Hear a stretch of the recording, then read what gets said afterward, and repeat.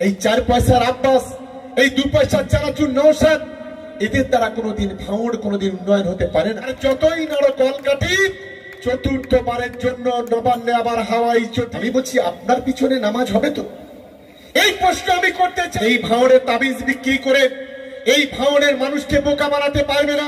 বহিরাগত হটাও, ভাঙড় বাঁচা। বহিরাগত। আমি নওশাদকে এই প্রশ্ন করতে চাই, আমি প্রশ্ন করতে চাই, ধর্মের দোহাই দিয়ে আজকে ভাঙড়ের বাচ্চা বাচ্চা ছেলের হাতে আজ গুলি বোমা বন্দুক তুলে দিয়ে ভাঙড়কে রক্তাক্ত করবেন? কোন হাদিসে কোন কোরআনে লেখা আছে? সেদিন এই বিজেপি আর আইএসএফ একসঙ্গে কড়াকড়ি করে সেদিন ভাঙড়কে রক্তের হোলি খেলা করতে চেয়েছিল। যে মুসলমান সংখ্যালঘুদের কুলাঙ্গার, বিজেপির সবচেয়ে পা পোষা গোলাম বাংলার সংখ্যালঘুদের কুলাঙ্গার এই নওশাদ সিদ্দিকী। আমি আব্বাস সিদ্দিকীকে প্রশ্ন করতে চাই, একটা প্রমাণ দেখাতে পারবেন? কত মিথ্যা কথা বলবেন?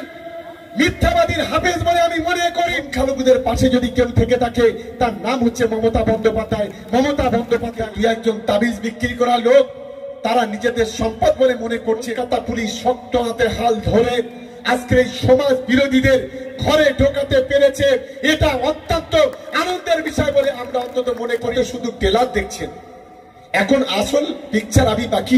যদি 100% উন্নয়ন না করতে পারি আর কোনদিন ভোট চাইতে আপনাদের কাছে আসবো না, এটা আমি আজকে কথা দিয়ে যাই। মুসলমানের 5 তরিকা আমরা মানি। তুমি মুসলমান হয়ে আজ মুসলমানদের ভোট কেটে বিজেপির হাতটা শক্তিশালী করবে। এবারে 213টা সিট নয়, এবারে 250টার বেশি সিট জিতে বাংলাকে আবার চতুর্থবারের জন্য মমতা বন্দ্যোপাধ্যায়কে মুখ্যমন্ত্রী করতে হবে।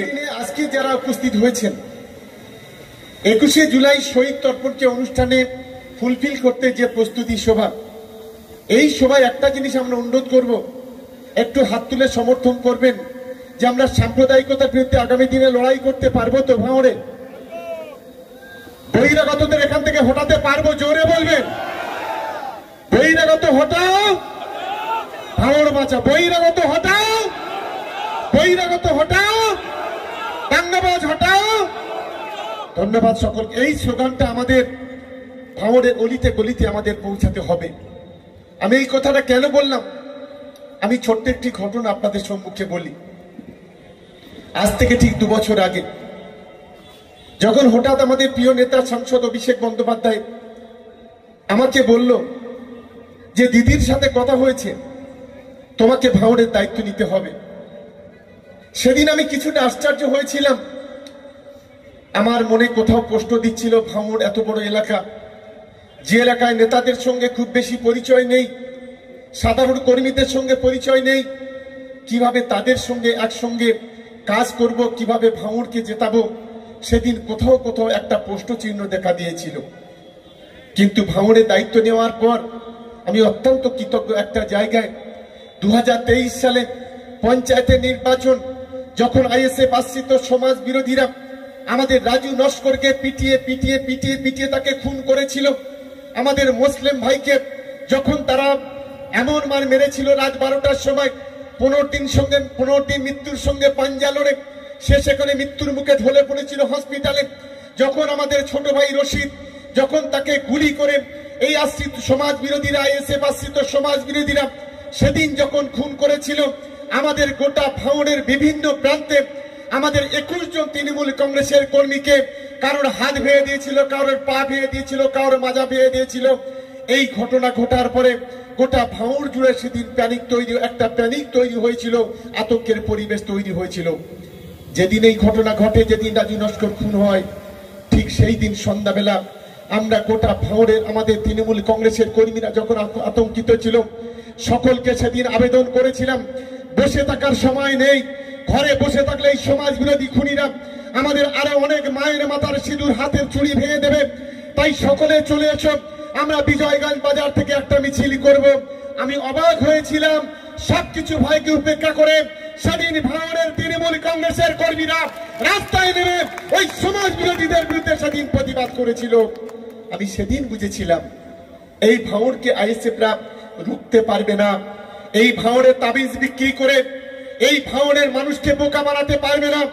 এই ভাঙড়ের সাম্প্রদায়িক উস্কানি দিয়ে এই ভাঙড়ের হিন্দু মুসলমানকে বিভাজন করতে পারবে না। সেদিন আমার মনের মধ্যে একটা আত্মবিশ্বাস তৈরি হয়েছিল।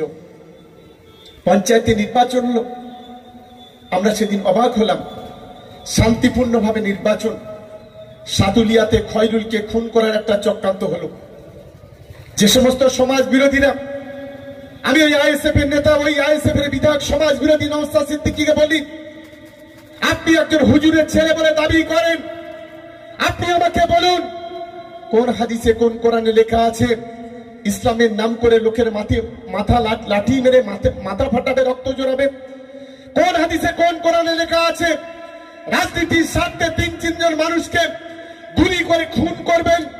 আমি নওশাদকে প্রশ্ন করতে চাই, আমি প্রশ্ন করতে চাই, ধর্মের দোহাই দিয়ে আজকের ভাঙড়ের বাচ্চা বাচ্চা ছেলের হাতে আজ গুলি বোমা বন্দুক তুলে দিয়ে ভাঙড়কে রক্তাক্ত করবেন? কোন হাদিসে কোন কোরআনে লেখা আছে? এই প্রশ্ন আমি ওই আইএসএফ এর আব্বাস, আইএসএফ এর নওশাদ, এই দুজনকে আমি করতে চাই এই হাতিশালার পবিত্র মাটিতে দাঁড়িয়ে। আসলে এরা হচ্ছে ধর্মের কালোবাজারি, এরা ধর্মকে বিক্রি করে পয়সা ইনকাম করে, এরা হচ্ছে সমাজের একজন দালাল, এরা হচ্ছে মুসলমান সংখ্যালঘুদের কুলাঙ্গার। আর এটা যদি না হতো, আজকের মুসলমানদের ভোট কেটে, সংখ্যালঘুদের ভোট কেটে ওই বিজেপির হাত থেকে শক্তিশালী করতো না। কি আমি ঠিক বলছি? কারা সমর্থন করে হাত তুলে জানান।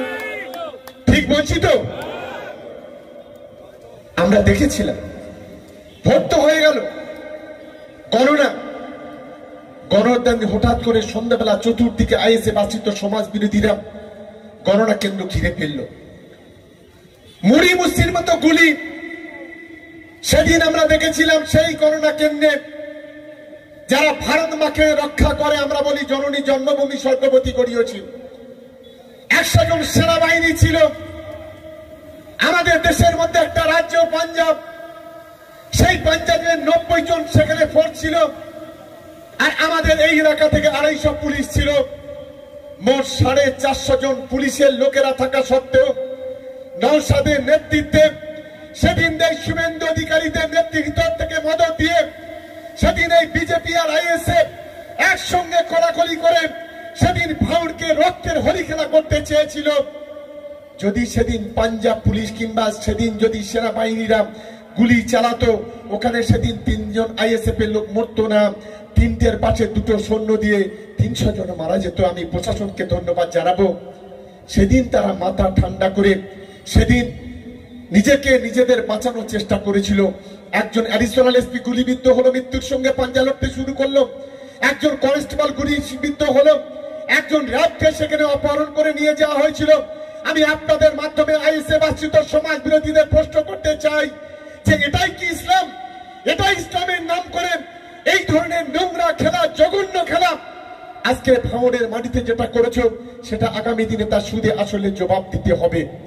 আমি ভাঙড় তৃণমূল কংগ্রেসের কর্মীদের কাছে অনুরোধ করব, আগামী দিনে আমাদের লড়াইয়ের ধারটা আরো বাড়াতে হবে, মাথা উঁচু করে সিটটা সোজা করে লড়াই করতে হবে।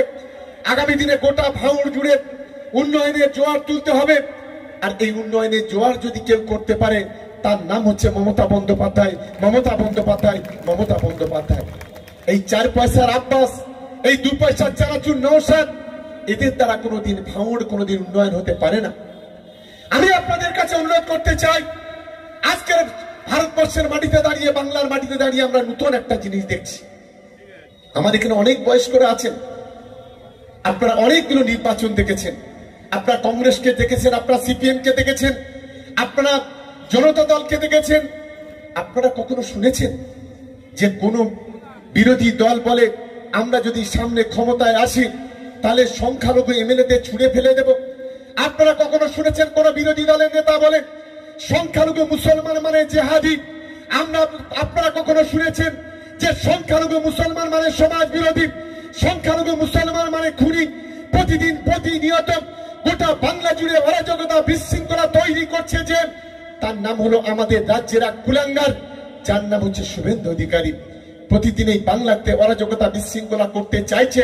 আর আপনাদের এই এখানকার যিনি বিধায়ক আছেন, বিজেপির সবচেয়ে পা পোষা গোলাম, বাংলার সংখ্যালঘুদের কুলাঙ্গার এই নওশাদ সিদ্দিকী, সেই শুভেন্দু অধিকারীকে চাপটাচাপটি করে, কোলাকুলি করে, তাকে পাজামাজি করে সেই ছবি অনলাইনে ফেসবুকে আপলোড করে, এটা আমাদের সংখ্যালঘুদের কাছে সবচাইতে বড় যন্ত্রণা, এটা বলে আমরা অন্তত মনে করি। আমি তাই আপনাদের কাছে অনুরোধ করব যে আমাদের এই বাস্তবতাগুলো আমাদের মাথায় রাখতে হবে। কদিন আগে আব্বাস সিদ্দিকী সভা করতে এলেন চালতা বেরিয়ায়, কত বড় মিথ্যাবাদী দেখুন। বলছে মমতা বন্দ্যোপাধ্যায় গোটা ভাঙড়টাকে জমি নিয়ে এয়ারপোর্ট বানিয়ে দেওয়ার চেষ্টা করছে, শুধু আমরা আছি বলে সেই জন্যই করতে পারছে না। আমি আব্বাস সিদ্দিকীকে প্রশ্ন করতে চাই, একটা প্রমাণ দেখাতে পারবেন? কত মিথ্যা কথা বলবেন? মিথ্যাবাদীর হাফেজ বলে আমি মনে করি একজন অসভ্য, একজন মুসলমানের একদম অসভ্য বর্বর বলে এই আমি মনে করি এই আব্বাস সিদ্দিকীকে। কারণ এই এরা বলে জলসা করতে গিয়ে, এরা বলে যদি কেউ মিথ্যা কথা বলে তার নাকি ঈমান থাকে না, আর যার নাকি ঈমান থাকে না সে নাকি কখনো তার পিছনে কোনো নামাজ হয় না। আমি বলছি আপনার পিছনে নামাজ হবে তো? এই প্রশ্ন আমি করতে চাই। আবার দু একজন গতকাল থেকে বলতে শুরু করেছে যে সংখ্যালঘুরা আগামী দিনে তৃণমূলকে কঠোর শিক্ষা দেবে, ভয়ঙ্কর শিক্ষা দেবে। আমি বলি মূর্খের সঙ্গে স্বর্গে বাস করছেন। বাংলায় যদি এই মুহূর্তে যদি সংখ্যালঘুদের পাশে যদি কেউ থেকে থাকে তার নাম হচ্ছে মমতা বন্দ্যোপাধ্যায়, মমতা বন্দ্যোপাধ্যায়, মমতা বন্দ্যোপাধ্যায়। এনআরসির বিরুদ্ধে লড়াই করেছিল কে? তার নাম হচ্ছে Mamata Bandyopadhyay. Citizen amendment act রুখে দিয়েছিল বাংলা থেকে, তার নাম হচ্ছে মমতা বন্দ্যোপাধ্যায়। ওয়াকফ বোর্ডের সম্পত্তি যখন কেড়ে নেবে বলেছিল সেখানে প্রতিবাদ করেছিল কে? তার নাম হচ্ছে মমতা বন্দ্যোপাধ্যায়। বাংলার সংখ্যালঘুদের গুলি করে যখন হত্যা করার কথা বলেছিল তার বিরুদ্ধে লড়াই করেছিলেন কে? তার নাম হচ্ছে মমতা বন্দ্যোপাধ্যায়। যখন বিজেপির নেতারা বলেছিল 2 কোটি সংখ্যালঘুকে ঘাট ধাক্কা দিয়ে বাংলাদেশে তাড়িয়ে দেবে, প্রতিবাদ করেছিলেন এই মমতা বন্দ্যোপাধ্যায়। যখন বলেছিল সংখ্যালঘুদের গুলি করে কবরস্থানে পুঁতে দেওয়ার কথা, তখন এই অভিষেক বন্দ্যোপাধ্যায় তখন প্রতিবাদ করেছিলেন। এটা আমরা কখনো ভুলিনি। আর আজকে 2-1 তাবিজ বিক্রি করা লোক তারা নিজেদের সম্পদ বলে মনে করছে, তাই তারা আজকে বিভিন্ন ভাবে সরকারকে মেলাইন করার জন্য, আজকে সংখ্যালঘুদের বিপদে পরিচালনা করার জন্য আজ তারা এই ধরনের কথা বলছে। এখানে যারা সংখ্যালঘু ভাই বোন আছে, সংখ্যাগুরু ভাই বোন আছে, আমি মনে করি মমতা বন্দ্যোপাধ্যায় যতদিন বাংলার মাটিতে বেঁচে আছে ততদিন যতই যে বলতে বলুক না কেন তৃণমূল কংগ্রেস ক্ষমতায় থাকবে। আর যতই নড় কলকাঠি, চতুর্থবারের জন্য নবান্নে আবার হাওয়াই চটি, হাওয়াই চটি, হাওয়াই চটি, কেউ আটকে রাখতে পারবে না। আমি তাই আপনাদের বলি, ভাঙড়ে আমরা উন্নয়নের কাজটা শুরু করেছি। আমরা 11টা বাজার আপনাদের আজকেই ঘোষণা করছি, 11টা বাজারে লাইটের কাজ শুরু হয়েছে। প্রত্যেকটা বাজার আমরা স্ট্রিট লাইট দিয়ে সাজাবো। প্রতিটি রাস্তা আমরা মমতাদির সঙ্গে কথা হয়েছে, আমাদের মুখ্যমন্ত্রীর সঙ্গে। ভাঙড়ে 1400 খানা রাস্তা হয়েছে সরাসরি মুখ্যমন্ত্রী থেকে। 1400 খানা, তার 4 ভাগের যদি 1 ভাগ হয় ভাঙড়ে উন্নয়নের জোয়ার আসবে। আমরা দিদির সঙ্গে কথা বলেছিলাম, ভাঙড়ে আজকে 5,500 সরাসরি মুখ্যমন্ত্রী থেকে ঘর এসছে। 14,500 পরিবার ভাঙড়ের মাটিতে ঘর পাবে। প্রায় 3,000 3,500 লোককে আমরা টাকা দিয়েছি। বাদ বাকি আরো 10 থেকে 11,000 ডিসেম্বরের মধ্যে টাকা দেব। আমাদের কর্মীরা বাড়িতে বাড়িতে যাচ্ছে। আজকের মমতা বন্দ্যোপাধ্যায় দিয়ে 76টা সামাজিক প্রকল্প বাংলা ভাঙড়ের মানুষ পাচ্ছে কিনা আমাদের কর্মীরা গিয়ে তাদের সঙ্গে কথা বলছে। আমি এখানকার কলকাতা পুলিশকে ধন্যবাদ জানাবো। আইএসএফ আশ্রিত সমাজ বিরোধীরা যারা পুলিশের গাড়ি পুড়িয়েছিল, যারা পুলিশের মাথায় লাঠি মেরেছিল, যারা আমাদের 3 জন তৃণমূল কংগ্রেসের কর্মীকে খুন করেছিল, 21 জন তৃণমূল কংগ্রেসের কর্মীকে যারা আজকে আহত করেছিল, আর কিছু হোক না হোক কলকাতা পুলিশ শক্ত হাতে হাল ধরে আজকে এই সমাজ বিরোধীদের ঘরে ঢোকাতে পেরেছে। এটা অত্যন্ত আনন্দের বিষয় বলে আমরা অন্তত মনে করি। কলকাতা পুলিশ যদি না আসতো আরো অনেক তৃণমূল কংগ্রেসের কর্মীদের মায়ের কোলটা খালি হতো, এটা আমরা নিশ্চিতভাবে জানি। আমি তাই আপনাদের কাছে অনুরোধ করতে চাই, এটা তো শুধু টেলার দেখছেন, এখন আসল পিকচার আবি বাকি হ্যায়। সবে তো সামান্য উন্নয়ন। আমরা কথা দিচ্ছি আপনাদের সঙ্গে, আপনারা 2026-এ মমতা বন্দ্যোপাধ্যায়কে হাতে এই সিটটাকে তুলে দিন, ভাঙড়টাকে তুলে দিন। 26 থেকে 28-এ পঞ্চায়েত নির্বাচনের আগে ভাঙড়ে যদি 100% উন্নয়ন না করতে পারি, আর কোনদিন ভোট চাইতে আপনাদের কাছে আসবো না, এটা আমি আজকে কথা দিয়ে যাচ্ছি। ভাঙড়কে নিউ টাউনের মতো করতে হবে। আমি দিদিকে কৃতজ্ঞতা জানাবো, আজ ভাঙড়কে এনকেডি এর আন্ডারে নিয়ে আসার জন্য তার প্রসেস শুরু করেছেন। ভাঙড় যদি এনকেডি এর আন্ডারে আছে কি হবে? নিউ টাউনের মতো গোটা ভাঙড় জুড়ে আলো ঝলমল করবে। নিউ টাউনের মতো প্রতিটা গলিতে গলিতে রাস্তা তৈরি হবে। এখানকার ব্যবসায়ীরা আরো বেশি ডেভেলপ হবে। গ্রামীণ অর্থনীতি শক্তিশালী হবে। গ্রামের মানুষ তারা অনেকটা স্বনির্ভর হবে। আজ আমাদের প্রিয় মুখ্যমন্ত্রী আমাদের দিদি মমতা বন্দ্যোপাধ্যায় আজ কিন্তু সেই ভাবনা সেই স্বপ্ন নিয়ে আজ কিন্তু ভাঙড়কে এগিয়ে নিয়ে যেতে চাইছে। এটা আমি আপনাদের কাছে অনুরোধ করব, ওই তাবিজ বিক্রি করা কিছু লোক আসবে, এটা মাথায় রাখবেন। আমরাও মুসলমান পরিবারের সদস্য, আমরাও মুসলমান পরিবারের সদস্য, আমরাও নামাজ পড়ি, রোজা করি, আমাদের পরিবারের লোকেরা হজে যায়, আমরাও ফিতরা দিই। আজকের মুসলমানের 5 তরিকা আমরা মানি। তুমি মুসলমান হয়ে আজ মুসলমানদের ভোট কেটে বিজেপির হাতটা শক্তিশালী করবে। তুমি আজকের মুসলমান হয়ে আজকের সাম্প্রদায়িক বিজেপিকে ভাঙড় সহ বাংলাতে ডেকে নিয়ে আসবে। এই জিনিস কখনো বরদাস্ত নয়। এই জিনিস কখনো ভাঙড়ের মানুষ, ক্যানিংয়ের মানুষ সকল মেনে নিতে পারে না। আমরা ভাঙড় আর ক্যানিং আমরা আলাদা নয়। আমরা মনে করি এই মুহূর্তে বাংলার মধ্যে ভাঙড় আর ক্যানিং, আমাদের তৃণমূল কংগ্রেসের কর্মীরা যদি মনে করে 3 লক্ষ মানুষ 1 সপ্তাহের মধ্যে জমায়েত করে দিতে পারে, সেই ক্ষমতা ক্যানিং এবং ভাঙড়ের আছে, এক্ষেত্রে কোনো সন্দেহ নেই। তাই সকলকে অনুরোধ করব, আগামী দিনে আপনার পরিবার আছে, আপনার সন্তান আছে, আপনার জমি জায়গা ঘর বাড়ি আছে। যে বিজেপি আজকে সেগুলোকে কেড়ে নিতে চাইছে, যে বিজেপি আজকে সংখ্যালঘুদের অধিকারটাকে কেড়ে নিতে চাইছে, যে বিজেপি আজকের বিপদে পরিচালিত করতে চাইছে, তার বিরুদ্ধে আমাদের লড়তে হবে। আর তার বিরুদ্ধে লড়তে গেলে এই কয়েকটা 2-4টে ভণ্ড আছে, এই ভণ্ডদের বিরুদ্ধে সর্বশক্তি দিয়ে রুখে দাঁড়াতে হবে। 2 মিনিট দাঁড়ান, আমি একটা কথা বলি। আমরা এই বাংলাতে যারা সংখ্যালঘু মুসলমান আছি, আমরা জানি যেখানে আমাদের মুসলমান মানুষ আছে, অনেক মজাহাবের মানুষ আছে। আমরা কেউ হেজবুল্লাহ করি, কেউ তবলিগ জামাত করি, কেউ জমিয়ত উলামায়ে বাংলা করি, কেউ জমিয়ত উলামায়ে হিন্দ করি, কেউ আহলে হাদিস করি, কেউ আজানগাছি করি। বিভিন্ন ধরনের বিভিন্ন সমাজ, বিভিন্ন মজাবে আমরা চলি। আপনি দেখেছেন কোথাও জমিয়ত উলামায়ে বাংলা বলুন, জমিয়ত উলামায়ে হিন্দ বলুন, আজানগাছি বলুন, আহলে হাদিস বলুন, তাদের যারা নেতা আছে তারা কখনো আজকে মানুষকে বিপদে পরিচালিত করার জন্য, আজকে নিজের স্বার্থ চরিতার্থ করার জন্য বিজেপির সঙ্গে কড়াকড়ি করেছে? না, করেনি।